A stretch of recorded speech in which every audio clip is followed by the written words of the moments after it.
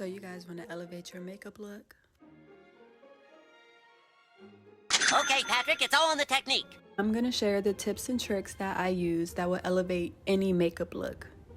First, put the beauty blender down. They absorb way too much product. Using a brush ensures for full coverage. Notice how I'm avoiding my under eye with foundation. I do this so when I add concealer, it will be less product buildup to reduce creasing. From your shoulder! From your shoulder! After that, I'm going to use liquid blush and cream contour.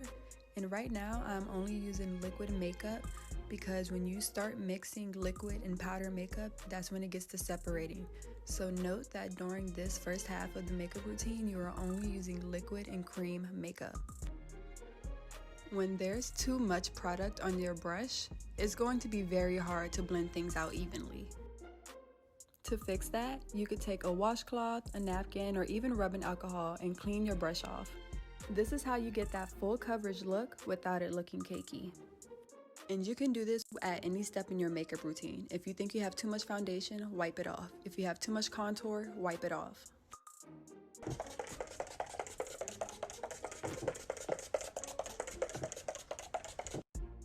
Now get some setting spray, and we finished our face.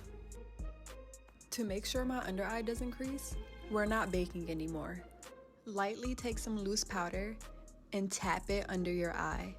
Don't use too much and just gently press it in. Again, we want as little product under our eye as possible to avoid creasing. Now I'm going in with my powdered makeup. Layering your makeup is key for an elevated makeup look.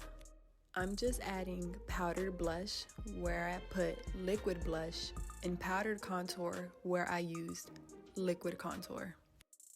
This makes your makeup look full coverage and less blotchy. Even though I already added my waterline, I like to go in with additional eyeshadow to make it darker. You can literally see the difference. And it doesn't have to be black, you can always do whatever color you're wearing. Wipe excess foundation off your lips before doing your lip combo. This makes your lip combo look clean.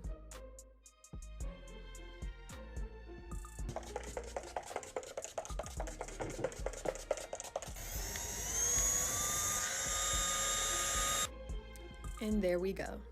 Those are some of the tips and tricks that I've learned as a self-taught makeup artist over the years.